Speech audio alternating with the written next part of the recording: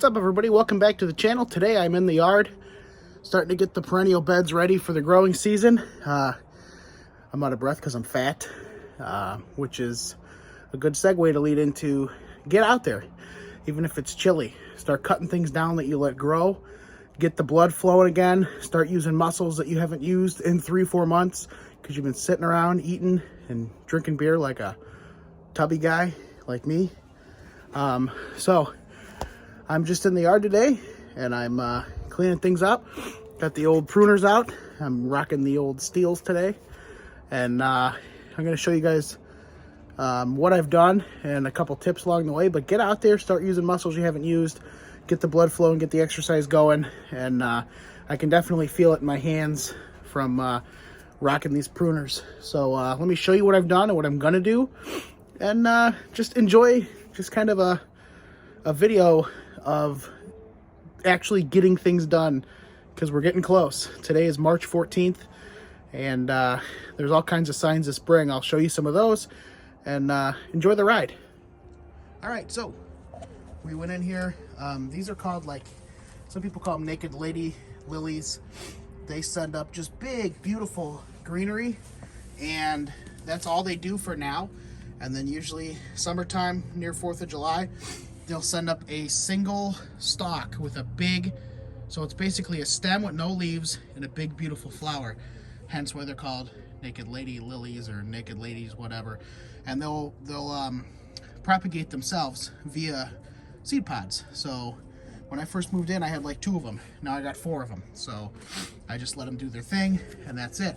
Our daffodils are coming up, and they kind of want to bloom. I got Stelladora daylilies there, and there, and there, and a hyacinth right there. See that little turd-looking bud? So these are these blue star, whatever they are. I cut these down. No growth yet. Maybe a few. Let me get you in there so I'll pick that up. Maybe a few little nipples, if you will, coming up. As far as the heuchera goes, this is called heuchera, and it's an evergreen, not like that type of evergreen, but an evergreen meaning it stays leafy. It is deciduous all year round. Colors change, and it's kind of a, something's been eating on that, see that? It's a sort of a root like this, like a tuber, and it kind of grows up from there. I always hack the snot out of them this time of year. I don't know if that's good practice or bad practice, but I just kind of shape them because they'll kind of grow almost like an ivy. These are our wild chives, decorative chives, whatever you want to call it. I cut all these. These don't have to cut. You can just run in here, grab them, and pull out this hair as you go, because you want to get airflow in here, and I can smell the onion smell already. You want to rip all that crap out of there. It's also why I cut these heuchera back, because there was a lot of rotted crap in there. You want to expose the perennials to airflow to promote drying, less rot, stuff like that. So I kind of cut all these heuchera back. My irises I cut back in the fall, and I cut them just a couple inches from the ground, and it's been like the winter that never was. I've been telling you guys that, but I mean, that's a sign of spring there. It's warm, and they're starting to get taller. There's some new ones coming up. I just pray that we don't end up with ridiculous cold weather that's gonna stop them and shock them and make them not grow. So I'm gonna leave my knockout roses for now, and then I just cut down one sedum plant, but I want to show you guys how I do that. You can see we have newbies coming up, and once I'm done, I'm gonna take my leaf blower, blow all the leaves out of here, blow all the general crud out of here. Salute. I served alongside a General Rat one time, or General Crud, I should say.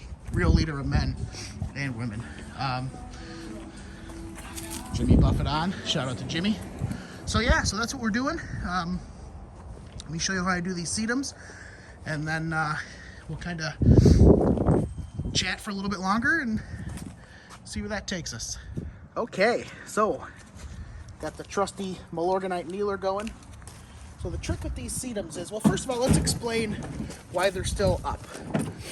So sedums are a plant that starts off green, like I just showed you. And as the weather changes and the seasons turn, the leaves sort of dry up, and then they turn a beautiful amber color, and then rust, and then they go orange. But bees love them. They hang out on them, and you leave them up for what they call winter interest. Certain grasses and things like that you leave up for what they call winter interest, and that just means something nice to look at during the wintertime. So, and the birds like to eat these seeds a lot. So what I do is I grab handfuls and I cut as low as I can, just like so. And the biggest thing is not cutting your fingers off. But you can, it's kind of fun to see how much of a handful you can grab. Some of them will break. You want to just have your pruners nearby to cut them. And then you can see like these are kind of coming out on their own.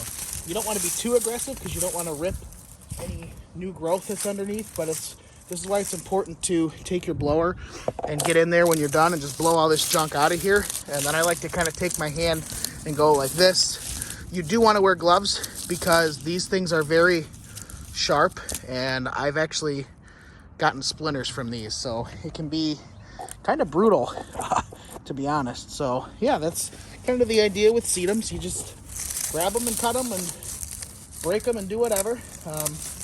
Some of the lawn care companies, landscapers, they'll take, you know, a power hedge trimmer, pole pruner, whatever, and they'll knock them down, which is also doable if you have a lot to do. But I like to get in here and really molest my plants. The biggest thing is just don't cut your fingers off with your pruner. So that's kind of what you're looking for. That's going to be your end result. And then you just blow everything off. All right, so here we are. We're all done. Start going online, yardmastery.com. Shout out Alan Hayne, the Lawn Care Nut. Purchase your fertilizer you need for this season. Start buying any tools you need. Get your mower serviced before the crazy rush. Get all your ducks in a row so when those soil temps hit 55, you can put down your pre-emergent for crabgrass and other grassy weeds. That's the most important thing you can do. That's my biggest tip, is be ready. Some of the websites online, such as the GDD tracker from either Michigan or Michigan State University, that'll show you your soil temps, when your optimal window is for your pre-emergent, and that's going to be step one. Get that pre-emergent down as soon as soil temps hit 55. So I'm gonna blow all this out and then blow the salt out of the street, because we had a little bit of a snow last night and they salted and it shot up into my driveway and into my grass, and I want to blow that out of there so it doesn't hurt the grass or the driveway. And then I'm gonna kick back and relax and maybe have a cold beer. So please keep watching, hit that thumbs up, and subscribe. Let your friends know. There's going to be plenty of tips coming your way, and it'll behoove you to tune in, because it's going to be a good year. So with that being said, I hope you enjoyed this kind of video. It's good to be back out in the yard. It's good to be sweating, because normally I only sweat when I'm taking a poop. Too much information, but we're almost there, friends. So just remember, do something in the lawn, even if it's wrong, and we'll see ya. Hey, keep it down. Bonus footage.